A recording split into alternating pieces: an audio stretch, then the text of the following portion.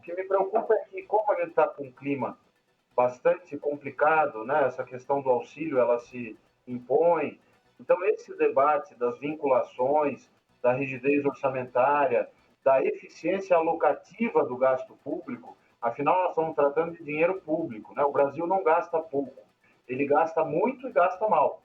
Então, nós precisamos ser muito mais eficientes, tem que ter uma responsabilidade fiscal maior. O Brasil ele é pródigo em criar regras fiscais. A gente é bom de criar lei, mas não é bom de cumprir essa responsabilidade fiscal. Esse espírito do respeito ao dinheiro público, que no fundo é do que se trata quando a gente está falando de contas públicas, ele não está introjetado ainda na sociedade e muito menos nas elites políticas, nas elites empresariais, de uma maneira geral. Obviamente que você tem lideranças, tanto na política quanto no setor privado, que têm esse compromisso, né? Mas falta um norte, né, para a política fiscal. Finanças públicas é coisa séria. Se o Estado não para de pé, você não faz nada. Então, eu costumo dizer que dívida pública é uma coisa positiva, desde que você seja um bom pagador. Então, nós temos hoje uma dívida que bateu um patamar de quase 90% do PIB no final do ano passado, muito maior do que a dos emergentes, claro que refletindo toda a despesa contra a Covid que precisou ser realizada, foram 520,9 bilhões de reais, e não tinha como ser de outra forma, mas agora a gente precisa voltar a um rumo que permita ter um horizonte de equilíbrio dessa dívida em relação ao PIB. Isso é que é fundamental.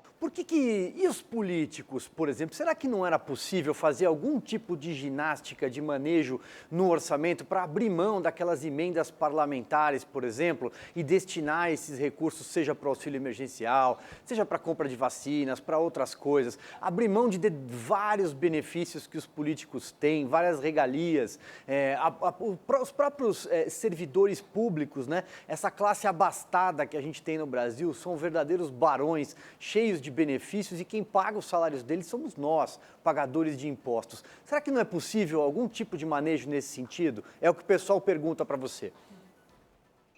É uma boa pergunta. Eu acho que a gente precisa ter uma maior aproximação entre governantes e governados, né? Porque o que é o Estado? O Estado é a burocracia eleita e não eleita, são os políticos e os técnicos, e a execução da lei, da ordem jurídica, da Constituição, das leis. Então, para isso, você precisa ter um corpo técnico bem formado.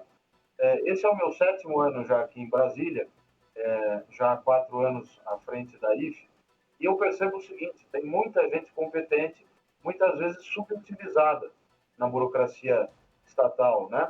Se você vai a Washington, você vai ver que a cidade tem muita gente qualificada, tem muitos servidores, tem autarquias muito importantes. Então, não existe país civilizado que não tenha um Estado, uma elite burocrática bem formada e bem paga. Isso é uma coisa.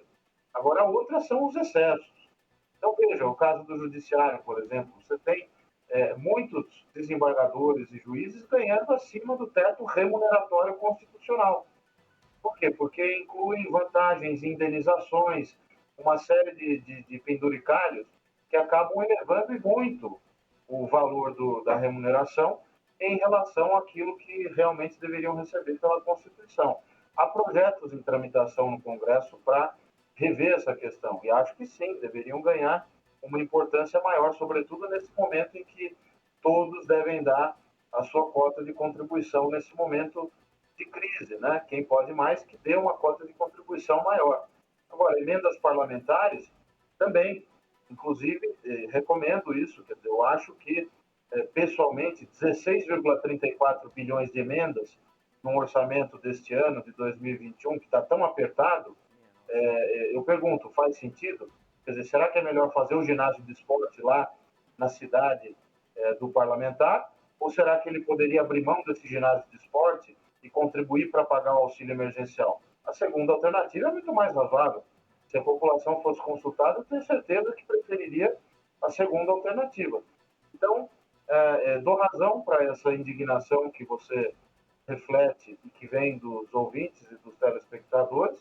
Agora, a gente tem que ter cuidado também para não jogar o bebê junto com a água suja do banho.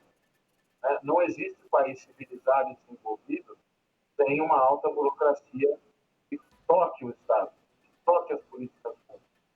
faça aquilo que precisa ser